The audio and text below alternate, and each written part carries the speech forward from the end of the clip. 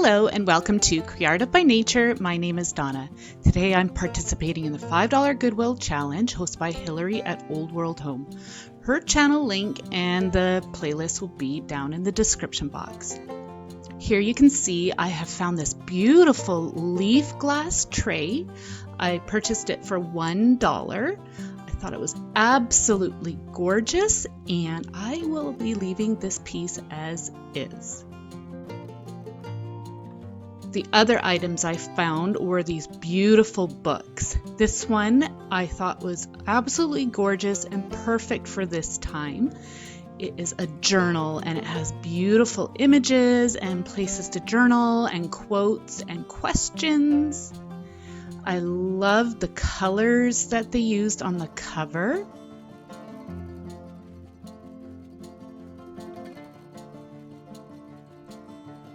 And the other book I found was this Vintage Garden Magic. I loved how the pages were aged and it has images in there for me to look through and enjoy. And I loved that I could remove the dust cover and it revealed this gorgeous color.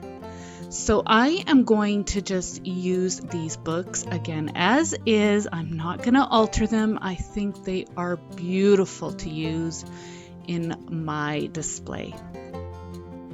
Okay, so here I have the items that I found on display. This is a shelf that I have in my dining room and I store cookbooks on this shelf, but I also save a couple of shelves that I can decorate because of course I love to do that. So I added the two books right here to one book that I already had that I had found a while back. And then I added the glass leaf tray on the top of the books. And I added some foliage and a little candle. You can see that I have some butterfly art, some uranium glass with florals, some greens, and a pretty little nest that I had made. I can leave the tutorial for that in the description box below, as well as the tutorial for this butterfly art.